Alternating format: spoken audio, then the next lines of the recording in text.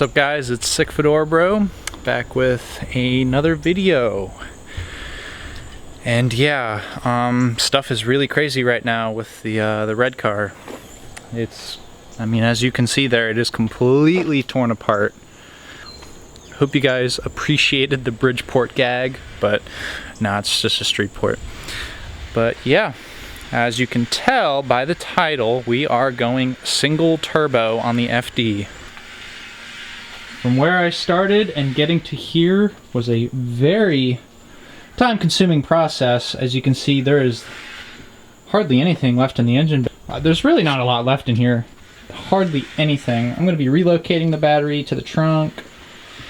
I'm going to be going single turbo. That's really the biggest thing here. The plan so far is to use this Turbonetics T4, which was originally for this motor, for the shell over here, but currently that's on the back burner as this is top priority currently. Now, next to the single turbo here, which is a T4 Turbonetics, I believe it's a journal bearing. It's nothing crazy. I picked it up for 300 bucks.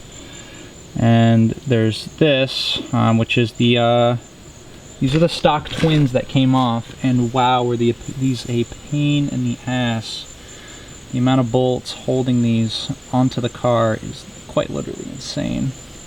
The way this mounts to the car is crazy, okay? So you'd think that this goes right to the engine, but it doesn't. The way it mounts is it actually mounts on this thing, which now currently I have the thing off because I had to take it off. There's a thing that once air goes into it, it opens and closes this valve for the secondary turbo to spool. But currently I have, no, I shouldn't say I have, this goes onto the engine like this, sideways like so. There's the actual exhaust ports there that go into that, go in here. This opens and closes for turbo, secondary turbo. This will be open, closed. And that then feeds into here. Basically that would open and close this port here, and that would spool the second turbo. The amount of vacuum lines required and just maintenance to continue using this, which you will never get as much power out of something like this, is insane. I'm surprised I stuck with these as long as I did, because I've had this for a while. If you remember all the way back, these are junk. Highly would recommend getting rid of them as quickly as possible, because they only cause more issues than do any good. They're honestly on their way out too. There's a little bit of shaft play. You can hear it clicking maybe, but you can like literally see it. It's pretty bad. And the casting here for where it hooks up to this is cracked. That's not good. I mean, these are basically junk. Somebody could rebuild these if they wanted, upgrade the turbines, but it's like, I mean, it's not worth it for me because I fucking hate these things.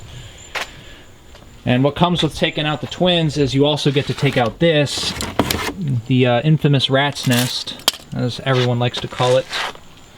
That sits right up there. I have the coil packs kind of just chilling here right now, but that goes right on top of the engine there.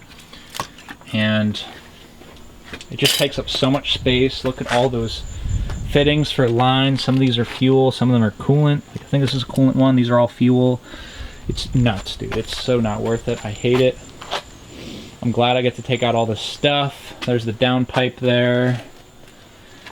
Downpipe goes on to the twins on the other side, right there. As you can see, a couple studs broke off. Not the end of the world, but also just pain in the ass. Yeah, I guess you guys could say I've been pretty busy. This is basically what I've been doing recently. I didn't post for like 2 weeks at one point. That's because I've been working on this. And I've finally got it to the point where I can start to build back. There's not a lot I can do right now with the parts that I have.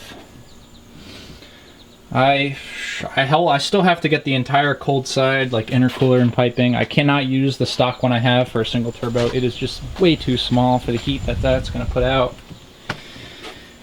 I guess the next thing is I want to delete the OMP. There's the lines for it right there. Those have oil in them, and they run along down there somewhere. They end up here. The oil pump, oil metering pump is right here. It's a good idea to delete that, because if you want to run like a better oil in your engine, usually they're not combustible. They don't, like, basically the rotary is, you inject oil into the engine to lubricate the seals, and that goes right into the combustion chamber. And depending on what oil it is, it may or may not burn and leave behind carbon, so you kind of want to get rid of that to run a nicer oil for your engine. I like to run the VR1 or something like that, 20W50 by Valvoline. That's what I've been doing. And the reason I've been doing it is because Rob Dahm does it, so, and he knows a hell of a lot more than what I do, so I'll take his word for it.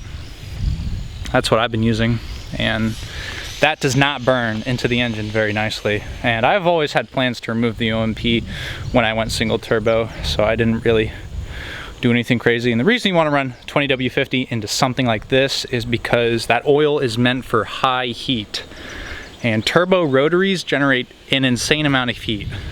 Most of the mods I have done to my car are all cooling related. I put a Mishimoto thermostat in there, so the thermostat kicks on sooner.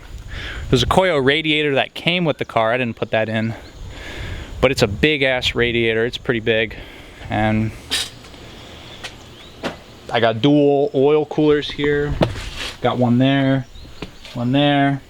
Koyo radiator's under here. Touching it right now.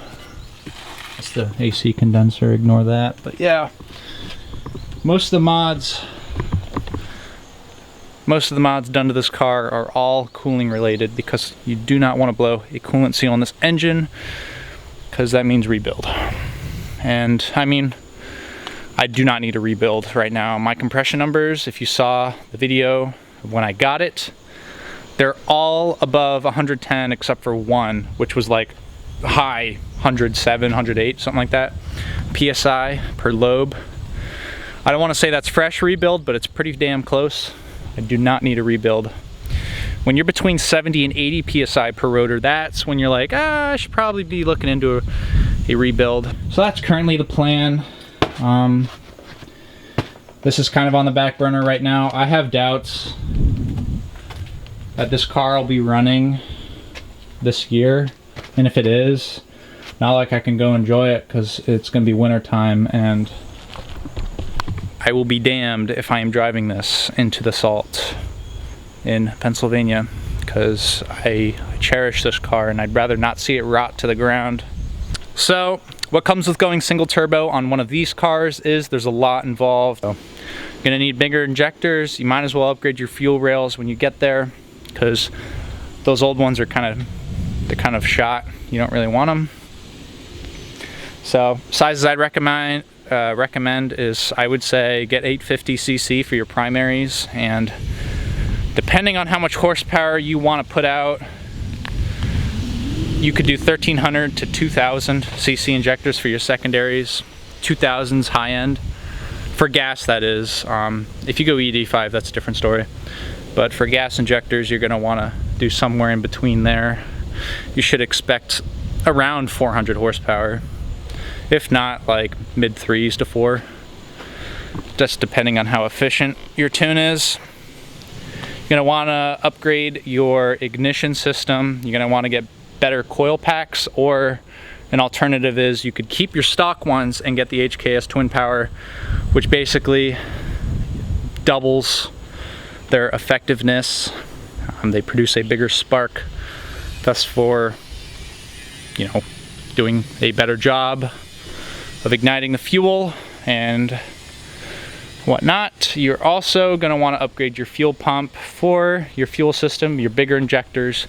Walbro 450 should be pretty solid for that. And then apparently, this is new to me because I'm new to this, you also want to wire that to your battery. You don't want it wired to the whatever the fuck it's wired to from factory. I don't know what it is. I haven't touched it yet, but you want to upgrade your fuel pump. And I've already mentioned this, but you're going to want to upgrade your intake system with your intercooler piping and just your intercooler, you're going to want to get a nice front mount intercooler, or a V-mount. V-mount is better, but most of them do not support having an AC condenser, which is why I kind of don't want to do that. And all in all, like, it seems like a lot, but it's also not at the same time. Like, I'm not very good at describing this, but it's not that bad. I'm hoping to have this car done sometime in fall. If you like this video, give me a like, thumbs up, whatever. Subscribe to my channel, really helps me. If you have any tips for my single turbo conversion, you know a little bit more than what I know, feel free to drop a comment. Like, this is the first turbo car I've had, and I mean, I think I've done a pretty good job of ripping everything apart and getting stuff out that I need to get out. And yeah, I mean, you got any tips for me, any advice, feel free to leave it, man.